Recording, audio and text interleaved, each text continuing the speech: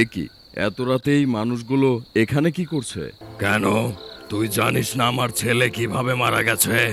এক গ্রামে হারুন নামে এক ব্যবসায়ী বাস করত। সে অনেক পরহেজগার লোক ছিল। তার একটি ছেলে আর একটি আদরের মেয়ে ছিল। হারুন সাহেব একদিন এশার নামাজ পড়ার জন্য বের হয়। তখনও আজান দেওয়ার কিছুক্ষণ বাকি ছিল। রাস্তায় চলার পথে হারুন সাহেব পায়ের নিচে ছোট্ট কিছু একটার সাথে হোঁচট খায়। কোনো গাছের ডালে পাড়া পড়েছে হয়তো। কোনো গাছের ডাল ভেবে হারুন সাহেব তার ওপর দিয়েই চলে যায়।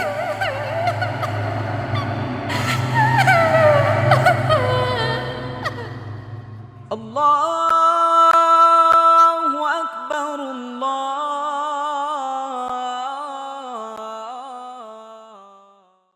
নামাজ পড়া শেষে হারুন সাহেব ওই রাস্তা দিয়েই বাড়ি যেতে থাকে। এ কি, এত রাতেই মানুষগুলো এখানে কি করছে? হারুন সাহেব রাস্তার পাশে থাকা মাঠের মধ্যে অনেকগুলো সাদা জুব্বা পরা মানুষ দেখতে পান। হারুন সাহেব বিষয়টি ভালোভাবে বোঝার চেষ্টা করেন। কারো কোনো বিপদ হয়েছে নাকি? একটু লক্ষ্য করার পর হারুন সাহেব বুঝতে পারেন এখানে এক ব্যক্তির জানাজা পড়ার জন্য অনেকগুলো লোক এসেছে। সাথে সাথে হারুন সাহেব মৃত ব্যক্তির জন্য আল্লাহ তাআলার কাছে দোয়া করেন। হে আল্লাহ, তুমি মৃত ব্যক্তির সকল গুনাহ মাফ করে দিও এবং তাকে জান্নাতুল ফেরদাউস দান করো। হারুন সাহেব ওই মাঠের দিকে কিছুটা এগিয়ে যান। তবে লোকগুলোর কাছে যাওয়ার পর হারুন সাহেব অনেক বেশি অবাক হলেন। এই লোকগুলোর মধ্যে কাউকেই তো আমি চিনতে পারছি না। এই লোকগুলোর কেউই আমার এলাকার নয়। লোকগুলো সবাই সাদা জুব্বা পরিহিত ছিল। হারুন সাহেবের কাছে বিষয়টি অনেক অদ্ভুত মনে হলো। তিনি চলে যাওয়ার কথা ভাবলেন। ঠিক তখনই হারুন সাহেবের মনে রাসূল সাল্লাল্লাহু আলাইহি ওয়াসাল্লামের একটা কথা ভেসে উঠল। না না, আমি এসব কি ভাবছি? রাসূল সাল্লাল্লাহু আলাইহি ওয়াসাল্লাম বলেছেন, জানাজার নামাজে অংশগ্রহণ করলে আর অনেক নেকি পাওয়া যায়। এই ভেবে হারুন সাহেব জানাজার নামাজ পড়ার জন্য চলে গেলেন।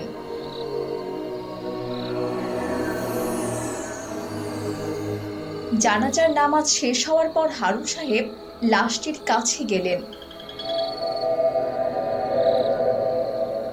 এবং বুঝতে পারলেন এটি একটি ছোট্ট বাচ্চার লাশ। হারুন সাহেব তার সামনে থাকা বাচ্চাটির বাবার কাছে মৃত্যুর ব্যাপারে জিজ্ঞাসা করলেন। লোকটি অনেক রাগান্বিত হয়ে হারুন সাহেবের দিকে তাকিয়ে রইল। কেন, তুই জানিস না আমার ছেলে কিভাবে মারা গেছে? তুই আমার ছেলেকে মেরেছিস। কথাটা শুনে হারুন সাহেব অনেক ভয় পেয়ে যায় আর সাথে সাথে অবাকও হয়। আমি আমি কিভাবে আপনার ছেলেকে মারব? এরই মধ্যে জানাজায় অংশ নেওয়া সমস্ত মানুষ অদৃশ্য হয়ে গেল। হারুন সাহেবের সামনে ছিল শুধুমাত্র বাচ্চাটির বাবা। আমার ছোট্ট ছেলে সাপ হয়ে থাকতে বেশি পছন্দ করে।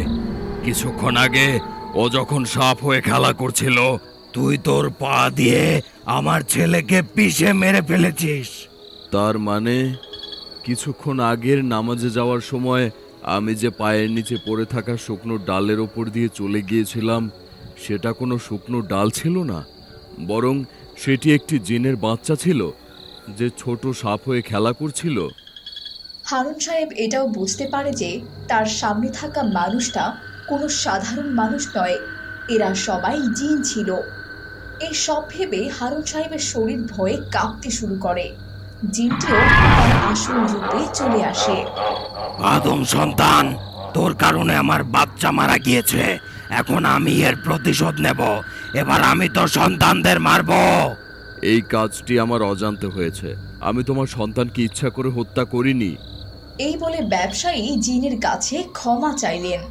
তুমি তো একজন মুসলিম। যেহেতু আমার দ্বারা তোমার সন্তানের মৃত্যু হয়েছে, তাই তুমি আমার সন্তানদের ছেড়ে দিয়ে আমার প্রাণ নাও। দয়া করে আমার পরিবারের কোনো ক্ষতি করো না। এই কথা শুনে জিন আর দেরি না করে দ্রুত হারুন সাহেবকে মারার জন্য এগিয়ে যায়। তুমি যেহেতু আমাকে মেরেই ফেলবে, মৃত্যুর আগে আল্লাহর ওয়াস্তে আমি তোমাকে দুটি কথা বলতে চাই। কি কথা? আজ যদি আমার মৃত্যু হয়ে যায়, আমার কাছে যে মানুষের আমানতগুলো রয়েছে ওই আমানতগুলো তাদেরকে দিতে পারবো না। আল্লাহ হয়তো আল্লাহর হক আদায় না করার জন্য আমাকে মাফ করবেন, কিন্তু বান্দার হক নষ্ট করার জন্য কিয়ামতের দিন কঠিন সংকটে পড়ে যাব। এইসব কথা শুনে জিন অনেক রেগে যায়। তুই কি আমার সাথে মজা করছিস? আমার মৃত্যু যদি এভাবে লেখা হয় এতে আমার কোনো কিছুই করার নেই, কিন্তু কেয়ামতের দিন যখন আল্লাহর সামনে উপস্থিত হব তখন আমি অবশ্যই তোমার কথা বলবো, আর এও বলবো আল্লাহ তোমার ওই মুসলিম জিন আমাকে বান্দার হক আদায় করতে দেয়নি। এই শুনে সেই জিনের অন্তর কেঁপে ওঠে। জিনটি ঠিক করে সে হারুন সাহেবকে সময় দেবে। যা, আমি তোকে 40 দিন সময় দিলাম। 40 দিন পর এই সময় এই জায়গায় আমার সাথে দেখা করবি, আর তোকে হত্যা করে আমি আমার ছেলের মৃত্যুর প্রতিশোধ নেব। সেই জিনটি হারুন সাহেবকে 40 দিনের সময় দিল, আর 40 দিন পর এই স্থানে এসে উপস্থিত হওয়ার জন্য বলল। হারুন সাহেবও প্রতিশ্রুতিবদ্ধ হলেন। বাড়িতে পৌঁছে হারুন সাহেব শুধু আল্লাহ তাআলার কাছে হাত তুলে কান্নাকাটি ও প্রার্থনা করতে লাগলেন। 40 দিন পর তার মৃত্যু হবে এই চিন্তায় হারুন সাহেব খাওয়া দাওয়া বন্ধ করে দিলেন। এমনকি কারোর সাথে ঠিকভাবে কথাবার্তাও বলতেন না তিনি। এমনই একদিন হারুন সাহেব তার রুমে বসে যখন আল্লাহর কাছে কান্নাকাটি করছিলেন, তখন তিনি বাইরে থেকে তার ছেলে মেয়ের আওয়াজ শুনতে পান। চিন্তিত হয়ে হারুন সাহেব রুম থেকে বেরিয়ে আসেন, কিন্তু রুম থেকে বের হয়ে হারুন সাহেব দেখতে পায় তার ছেলে মেয়েরা আসলে দুষ্টামি করছিল। হারুন সাহেবের ছেলে আলী হেঁটে আসছিল। তখনই অপর পাশে হারুন সাহেবের মেয়ে আয়শা দৌড়ে আসে আর আলীকে ধাক্কা দেয়। এতে করে আলী নিচে পড়ে যায় এবং তার হাতে থাকা আইসক্রিমটাও নিচে পড়ে যায়। এই দেখে আয়শা হাত দুইটা দিয়ে মুখ চেপে হাসা শুরু করে। আমার আইসক্রিম! তারপর আয়শার দিকে রেগে তাকায়।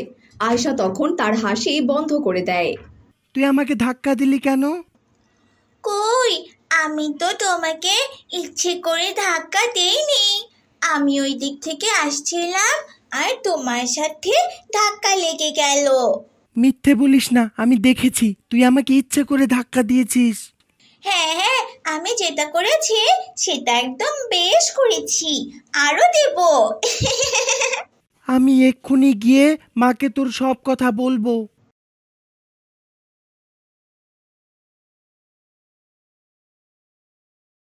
আচ্ছা আচ্ছা, ঠিক আছে বাবা, আমি আয়শাকে বলবো যাতে ও তোমার কাছে ক্ষমা চেয়ে নেয়, কেমন? ও আমার সাথে মিথ্যা বলছে। আগের বারও আমার সাথে এমন করেছে।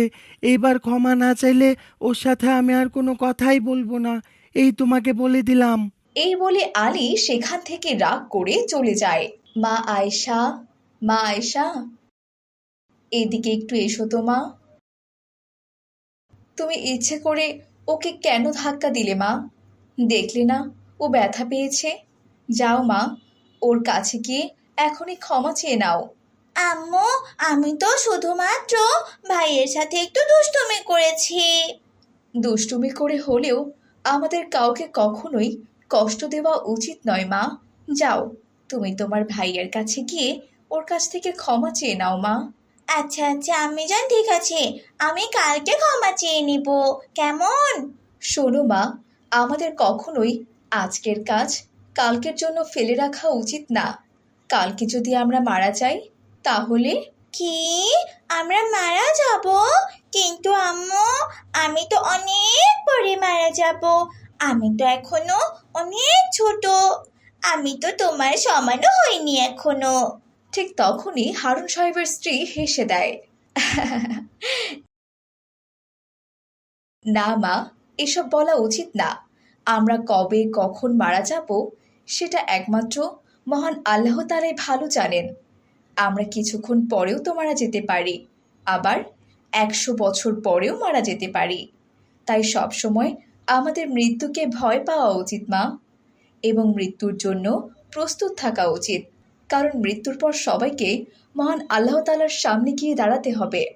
কিন্তু মা, আমি যদি জানতে পারি আমার মৃত্যু আরো কয় বছর পর হবে তখন? এটা তো তোমার জন্য অনেক বড় সুযোগ মা। তুমি এই সময়ে তোমার যত গুনাহ আছে সব কিছুর জন্য আল্লাহর কাছে ক্ষমা চাইবে, আর তোমার নিকট অন্যের যত হক আছে সব হক আদায় করবে। নিজের সাথে ভরপুর ঈমান নিয়ে যাবে।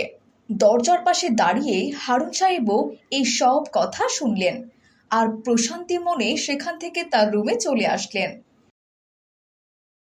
এবং তার স্ত্রীর কথা মতো আমল করতে থাকলেন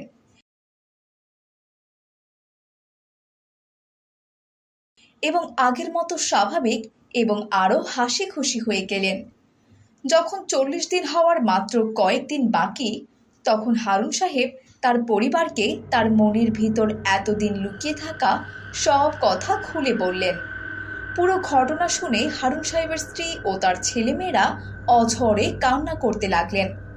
কিন্তু হারুন সাহেব সবাইকে আল্লাহর ওপর ভরসা রাখতে বলে পরিবারের কাছ থেকে বিদায় নিয়ে সেই জায়গায় গিয়ে উপস্থিত হলেন। সেই জিনও সেখানে উপস্থিত হলো। দেখো, আমি তোমার ওয়াদা মতো এখানে এসে উপস্থিত হয়েছি। এ সময়ের মধ্যে আমি আমার আখিরাতের জন্য সামানপত্র গুছিয়ে নিয়েছি। এই রাতের বেলায়ও হারুন সাহেবের মুখে নূর জ্বলজ্বল করছিল আর সে প্রশান্তিময় হাসি হাসছিল। তখন জিন বলে উঠল, তুমি তোমার প্রতিশ্রুতি পূর্ণ করেছ। তুমি চাইলেও নাই আসতে পারতে। মৃত্যুকে এখন আমি আর ভয় পাই না। আমাদের রাসূল সাল্লাল্লাহু আলাইহি ওয়াসাল্লাম বলেছেন, মৃত্যু মুমিনদের জন্য উপহার স্বরূপ, আর আমি সেই উপহার তোমার থেকে নিতে এসেছি।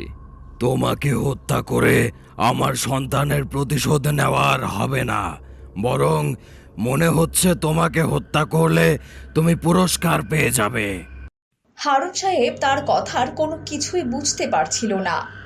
প্রতিশোধের মৃত্যু তো তাকেই বলে যার চেহারায় মৃত্যুর ভয় রয়েছে, কিন্তু তোমার চেহারায় তো মৃত্যুর ভয় নেই, বরং মৃত্যুর আকাঙ্ক্ষা রয়েছে। তুমি তো মৃত্যুকে ভালোবাসছো, তোমার হৃদয় ঈমান পরিপূর্ণ। আমি মোটেও আমার সন্তানের মারার প্রতিশোধ তোমাকে মারার মাধ্যমে পাবো না, আর তাই আমার জন্য দোয়া করো, যেহেতু যাতে আমার সন্তান জান্নাতুল ফেরদাউস লাভ করে আর আমিও জান্নাতে যেতে পারি।